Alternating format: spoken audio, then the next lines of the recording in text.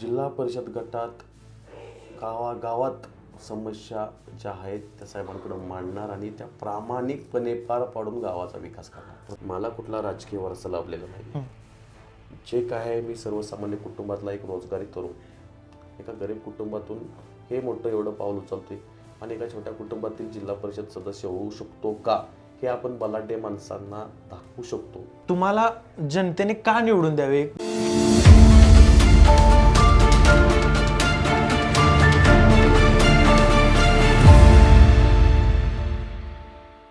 नमस्कार. सध्या आपण आहोत मसूर जिल्हा परिषद गटामध्ये आणि आपल्यासोबत आहेत शिवसेनेचे उमेदवार सोमनाथजी चव्हाण आपल्यासोबत आहेत. नमस्कार. नमस्कार साहेब. काय सांगाल, शिवसेना पक्षाकडून तुम्ही उमेदवारी अर्ज भरलाय आणि तुम्ही निवडणूक लढवताय, कसा प्रतिसाद मिळतोय जनतेकडून आणि कशी तयारी चालू आहे? प्रथमतः मी या महाराष्ट्र राज्याचे आपले लाडके उपमुख्यमंत्री सन्माननीय एकनाथजी शिंदे साहेबांचं मी खूप खूप आभार मानतो. आपल्या जिल्ह्याचे पालकमंत्री सन्माननीय शंभूराजे देसाई साहेब, जिल्ह्याचे संपर्क प्रमुख शरदजी कनसे साहेब, तसेच जिल्ह्याचे जिल्हाध्यक्ष सन्माननीय माऊलीदादा शेलार साहेब आणि आपल्या कराडचे लोकनियुक्त नगराध्यक्ष सन्माननीय राजेंद्रजी यादव बाबा, या सर्वांचे मी आभार मानतो की एका छोट्याशा खेडेगावातल्या छोट्याशा कार्यकर्त्याला तुम्ही एका जिल्हा परिषद गटात एवढ्या मोठ्या विश्वासानं AB फॉर्म दिला आणि तिकीट देऊन त्याचा मान सन्मान राखला, त्याबद्दल प्रथमतः मी त्यांचा धन्यवाद करतो. आणि येणाऱ्या काळात त्यांनी ठेवलेल्या माझ्या विश्वासाचं मी नक्कीच सार्थ करून दाखवणार आहे, हे मी त्यांना नक्कीच सांगू इच्छितो. जनतेकडून कसा प्रतिसाद मिळत आहे? सन्माननीय एकनाथजी शिंदे साहेबांनी जी लाडकी बहीण योजना गेली 2.5 वर्षाला चालू केली, त्याच्यानंतर बस हाफ तिकीट आहे, वयोश्री योजना आहे आणि येणाऱ्या काळात अजून भरपूर योजना सन्माननीय एकनाथजी शिंदे साहेब भरपूर योजना चालू ठेवणार आहेत, आणणार आहेत. आणि भरपूर अशा योजना आहेत की त्या लोकांपर्यंत पोहोचलेल्या आहेत, तेवढा वेळ पण नाही तुम्हाला आम्हाला, तर मी सांगत बसलो असतो. त्यामुळे प्रतिसाद खूप सुंदर आहे आणि त्याचा नक्कीच प्रतिसादाचा मतदान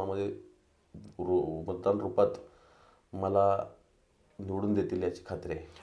तुम्हाला राजकारणामध्ये किती वर्षांचा अनुभव आहे? काय सांगाल राजकीय प्रवासाबद्दल? मी प्रथमतः एक सांगू इच्छितो की मला राजकारणाचा कसलाही अनुभव नाही.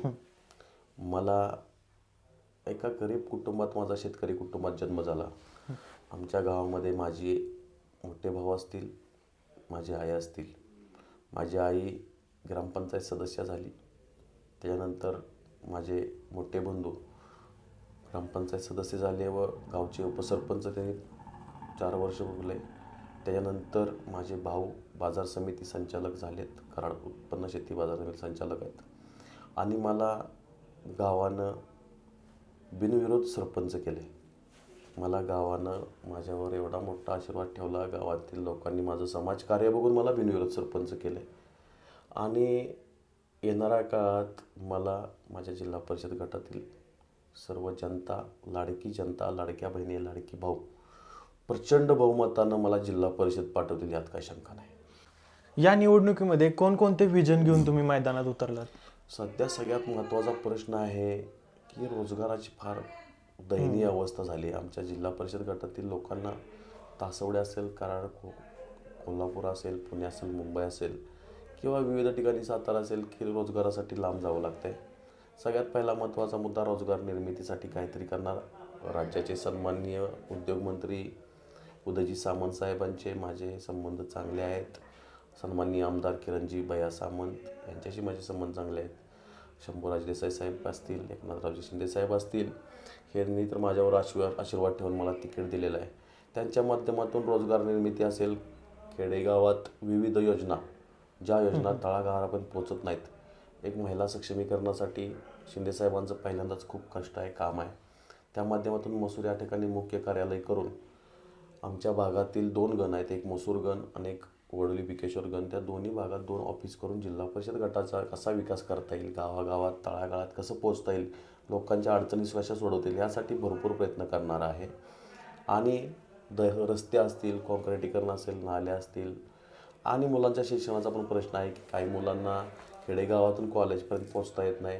तर मसूर या ठिकाणी वरच्या लेवलला शिक्षण मंत्री साहेबांची चर्चा करून मसूर या ठिकाणी मोठं एखादं कॉलेज उभारणीसाठी प्रयत्न करणार आहे की जेणेकरून आमच्या कोरेगावपासून जी मुलं येतात त्यांना कराडला कॉलेजला जायला लागते, कुठं ते जवळ असावं, आमच्या भागातील जवळ असावं या ठिकाणी प्रयत्न करणार. आता मसूर गटामध्ये तुम्ही घर टू घर प्रचार करत आहे. काय समस्या आहेत नेमक्या लोकांच्या, मतदारांच्या नेमक्या समस्या काय? बऱ्याच ठिकाणी गेलो, होम टू होम गेलो, घर टू घर गेलो. 27 गावं आहेत, 27 गावामधली 20 ते 22 गावं झालेत, 6-7 गावं राहिलेले आहेत. ज्या ज्या गावामध्ये फिरतोय दादा तिथं परिस्थिती अशी आहे की ग्रामपंचायतीचं पाणी आहे पण ते वेळेत येत नाही, वेळेत आलं तर जास्त वेळ राहत नाही. पाण्याचा प्रश्न आहे, वाड्या वस्त्यांवरनी अशी परिस्थिती, लाईट नाही, काही काही ठिकाणी लाईट पोचलेली नाही. काही ठिकाणी अशी परिस्थिती आहे की रस्ता आहे पण नाला नाही, काही ठिकाणी नाला आहे पण रस्ता नाही. विविध ठिकाणी अशी परिस्थिती आहे की प्यायचं पाणी आणायला 2-2 किलोमीटर जावं लागतं. शेतकऱ्यांचे प्रश्न असे आहेत की योजना मंजूर आहेत पण शेतकऱ्याच्या बांधाला अजून पाणी गेलेलं नाही. मग माझ्या माध्यमातून मी नक्कीच की आमचे पक्षप्रमुख असतील, तसेच जिल्हा प्रमुख असतील, आमचे मार्गदर्शक सन्माननीय एकनाथजी शिंदे साहेबांकडून मी तळागाळातील लोकांसाठी काम करून जिल्हा परिषद गटात गावागावात समस्या ज्या आहेत त्या साहेबांकडे मांडणार आणि त्या प्रामाणिकपणे पार पाडून गावाचा विकास करणार, प्रत्येक गावाचा विकास करणार. आरोग्यविषयक बाबत पण काही समस्या आहेत. आरोग्यविषयक अशी परिस्थिती आहे की उपकेंद्र जे आहेत, प्राथमिक जिल्हा उपकेंद्र, ते आमच्या 4 ते 5 गावामध्ये एकच आहे, हेळगाव या ठिकाणी 5-6 गावामध्ये.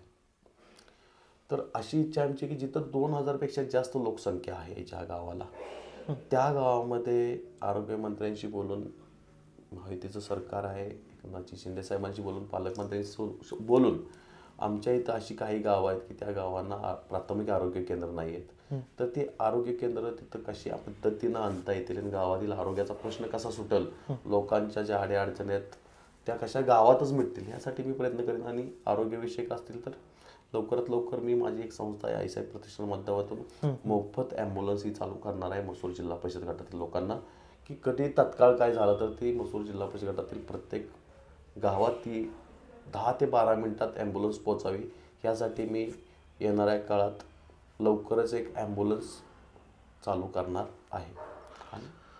आता मसूर गटामध्ये प्रामुख्याने कामं अशी करणारे कोणते आहेत की कोणता बी पक्ष निवडून येऊ हे काम करणे गरजेचे आहे, असे कोणते आहेत? आता मसूर जिल्हा परिषद गटामध्ये सर्वात पहिल्यांदा काम करायचं असेल तर ते मसूर जिल्हा परिषद गटातील रस्ते, रस्त्यांची फार दयनीय अवस्था आहे. रोज अपघात होत आहेत, लोक बोलत नाहीत, लोक घाबरून आहेत.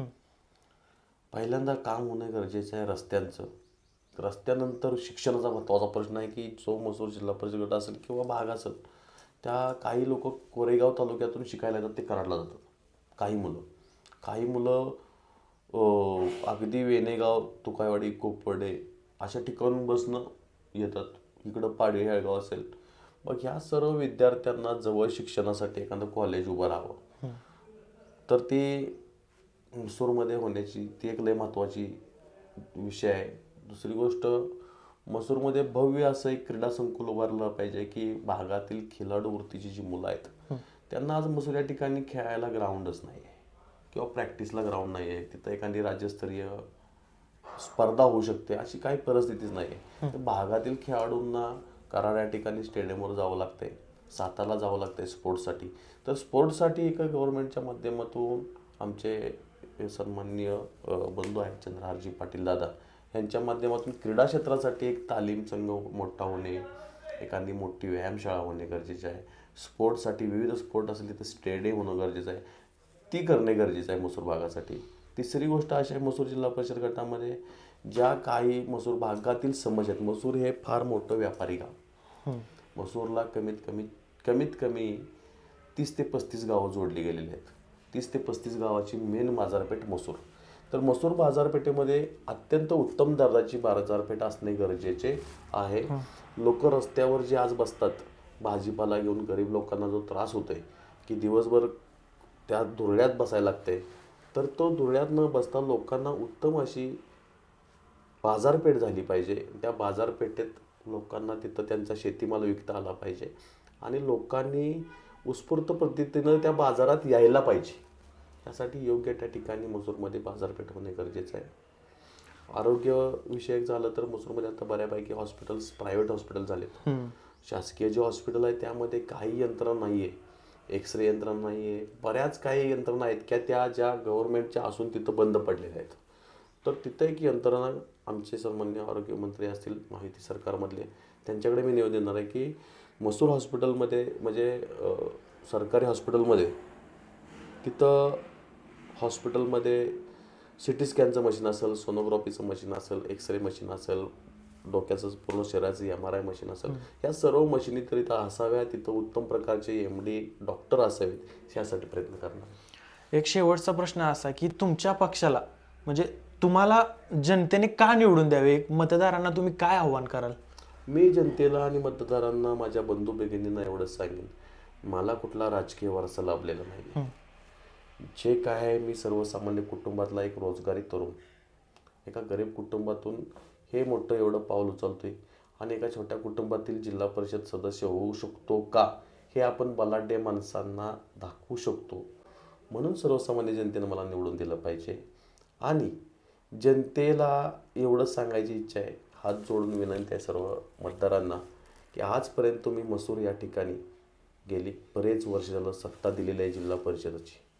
एकदा तुम्ही छोट्याशा खेडेगावात मला शिवसेना शिंदेसाहेबांच्या धनुष्यबाण पक्षाने माझा मान सन्मान ठेवला आहे. आज या लाडक्या बहिणींनी, लाडक्या भावांनी मोठ्या प्रमाणात माझ्यावर व एकनाथजी शिंदेसाहेबांवर विश्वास ठेवून, सन्मान्य पालकमंत्री साहेबांवर विश्वास ठेवून मला निवडून द्यावं. 2.5 वर्ष झालेली लाडकी बहीण योजना ज्या ठिकाणी लाभ नसतील त्या ठिकाणी लाभ देण्याचं काम केलं जाईल. विविध ठिकाणी आमची काम करण्याची पद्धतीतून पुढची वेगळी असेल की प्रत्येक गावागावात जाऊन काही योजना बंद झाल्या असतील तर त्या चालू करण्याचं काम करता येईल. आणि सर्वांनी मला मतदान करतीलच, पण एकदा परत विनंती करतो, आवाहन करतो की सर्व लाडक्या बहिणींनी, लाडक्या भावांनी, वयस्कर लोकांनी एकदा तुमच्या आमच्यातला सर्वसामान्य कुटुंबातला आपण एक जिल्हा परिषद सदस्य बनवूया आणि मला जिल्हा परिषद तुम्ही पाठवाल अशी अपेक्षा व्यक्त करतो.